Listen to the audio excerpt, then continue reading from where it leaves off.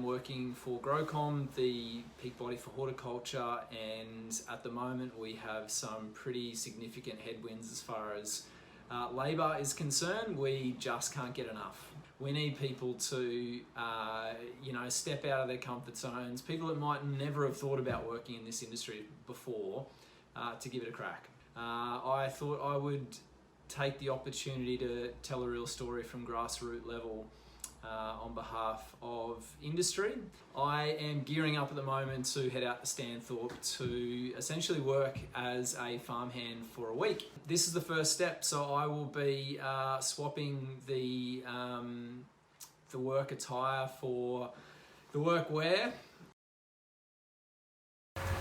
So I'm planting red Rhapsody strawberries at the moment. This is next year's crop, and as you can see, I'm pretty much on a glorified ironing board here, which is helping me, probably not in the best ergonomic place at the moment, planting these plants. I wouldn't say it's completely labour intensive. I mean, there are quite comfortable, if you look to my left, people lying on these boards, which is pretty cool.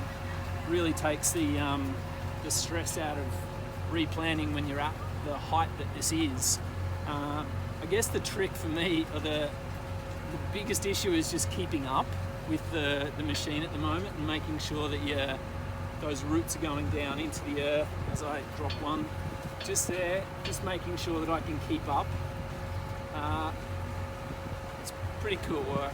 You're under complete shade here, so you're not really getting any sun damage. It's probably 11 o'clock in the morning, I'd say. Time flies when you're having fun. I actually don't know what time it is, but I'm really having a bit of fun. Day 2 in the apple orchard this morning.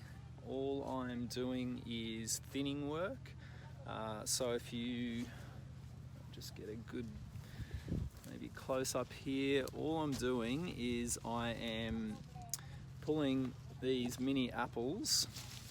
Not sure if you can see any of these, but pulling these mini apples off the branches. There's a whole heap growing, so rather than a lot grow on the one branch and produce smaller crops, they thin them out so the apples grow bigger.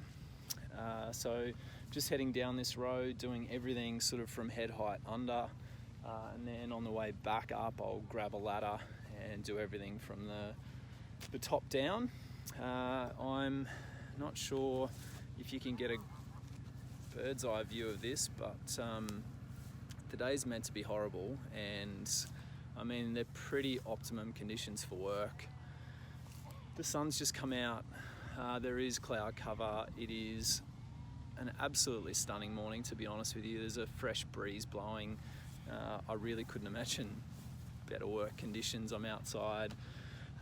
This is quite a scenic little orchard, and yeah, there's rain expected today, so hopefully we'll get a bit of work done before the rain sets in, which means I probably should get off this thing and get back to work.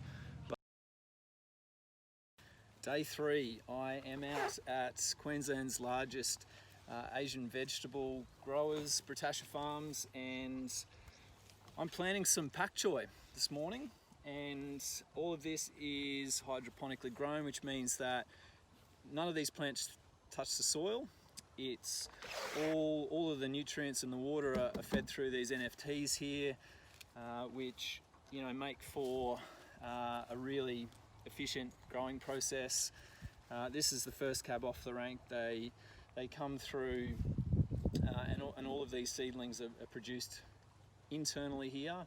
They literally get ferried down here, and this pak choi at the moment I'm planting. They do pak choi, bok choy,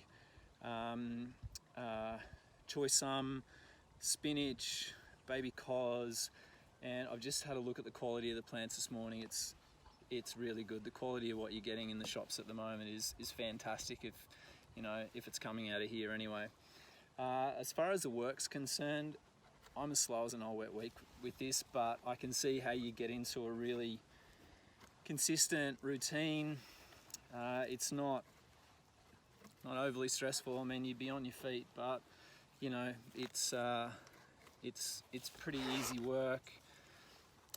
And I dare say once you get into a routine, you'd fly up and down these rows.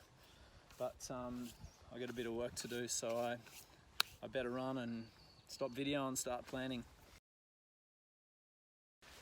Day 4, strawberry picking. We are picking right now Cabrillo strawberries. We've just come from the Monterey patch. These little Cabrillo strawberries are smaller variety, glossier, almost a bit like an apple. They're a crunchier variety. I'm on a contraption at the moment. I don't know whether you can see that, but I'm sitting down. I'm really just pushing backwards at the moment. It's fine when we're going downhill, but once we reverse and come uphill, it gets a bit harder. But really all I'm doing is just going down, making sure that the strawberries that I pick don't have mold on them. They've formed nicely. They're not wet at the bottom. And then they're going in that crate, and I'm just pushing on, going down this row. It's a bit tough on the quads, to be honest. You know, I'm 41, I've got Vince behind me. Vince is 58, say hi Vince. Hi. Yeah, Vince is 58 and he's doing it, so yeah, I mean, we're only probably a couple of hours in at the moment, so it's not too bad, but I reckon after a few hours of this, my legs or my quads especially might be getting a bit tired, but yeah, tough going this morning. And that's a wrap. End of day 5. A huge thank you to Taylor Family Produce today. I really enjoyed today. I'm completely rubbish at cutting lettuce, you know, but I enjoyed the experience. I had an idea a few months back to showcase this industry from a particular level and try and give people a better understanding of what actually happens on these farms and what sort of work is available and where to go.